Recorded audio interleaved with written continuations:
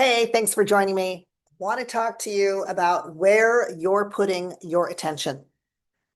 I believe your attention is the rarest commodity, the most protected commodity that you have. It's not time. A lot of people will say it's time. It's not time. It's your attention. What are you focusing on? What are you thinking about? What are you ruminating on? What's in your head? Because that's going to affect everything around you and how much you're enjoying your life. And over the last couple months, I've been gratitude journaling, I've been synchronicity journaling, and I've been writing thoughts down as they're coming to me and really examining them. And one of the things that's worked for me over the last couple of years is staying off news channels, social media to some degree. I still do a lot of social media. But my feed is curated to pretty good things. A lot of cat videos, to be honest. And I don't spend a lot of my attention watching the news, watching politics, watching sports. And I would say this, if you are putting your attention on things that you have very little control of, ask yourself if it's serving you. Is it truly serving you? Do you really need to know what's going on in your city, what's going on in your state, what's going on in your country every single day? Because I'm telling you, when something really important goes on, I get the news. Someone will tell me, it will come in my feed. Um, I will be aware of it, but I am not running for office right now. I'm not political. So needing to know everything that's going on political is unnecessary for me right now at this stage of where I'm at. Business news, like there are ways that you can get financial and business news. If that is something that is important to your career, find a way to filter it down to the facts that you actually need to know.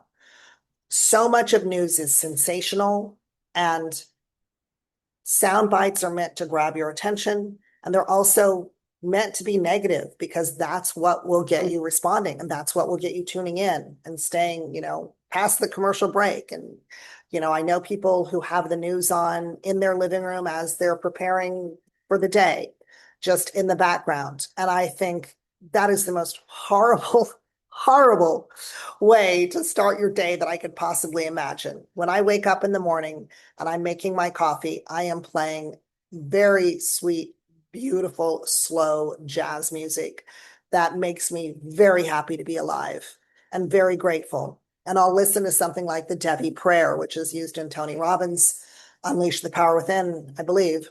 I'll listen to something that is very soulful and speaks to me on a deep level and grounds me. And I will do my gratitude journaling with that kind of music in the background. I refuse to spend my time or energy listening to news, politics. And I would say that if this is part of your daily practice, think about whether or not that is serving you.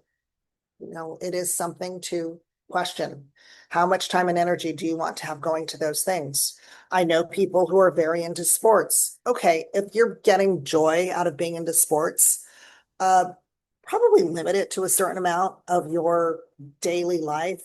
Because the fact is, nothing that happens with your sports team that you love is really going to affect your own life. Unless you're in the sports business as part of your career and it really does affect your bottom line, great. Okay, then I take that back. But if this is just your entertainment, think about whether or not it is serving you. Would your time be better served listening to something motivational, listening to nice music, taking a walk, going to the gym, calling someone? Hey, what about those friends? All those people that you have on Facebook and Instagram that are allegedly your friends? Like, how about actually connecting with another human being? Great concept, huh? I think we are at a place where we're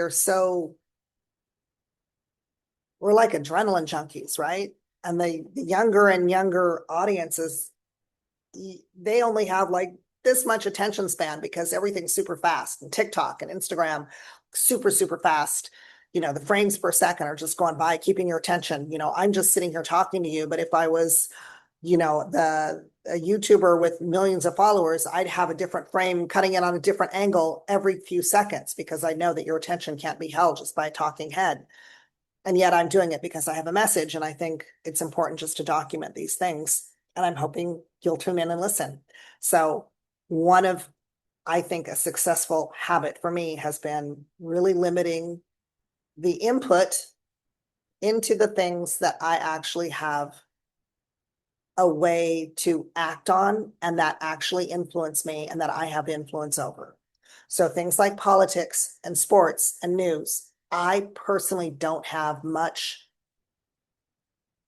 influence over those things. There's not much I'm going to do to a sports team to make them win or lose. And whether they win or lose doesn't drastically affect my day-to-day life. Same with most political things. Now, if you're in a career, you need to have, some idea of what's going on in business. In real estate, you need to know where are the interest rates going, how's the market going. To some degree, you need, depending on which kind of niche you're in, you need to know those things. But just wallowing in it and sinking in it and letting it affect your outlook, no, cut that out. What is actually going to make you feel good? What is actually helpful to you? Think about what those things are and surround yourself with that. For me, it's nice music.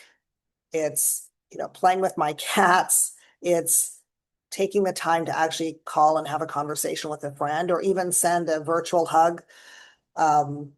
Just a message. Hey, I was thinking about you. Hope you're doing okay. But that is so much more impactful in your life and in someone else's life than spending your energy watching the news. So anyway, that's my 2 cents for today. Curious, are you a news addict? Are you a sports addict? Does any of this stuff sound like it would work for you, or is it just like too big of an addiction to let go of? Tell me in the comments. See you next time.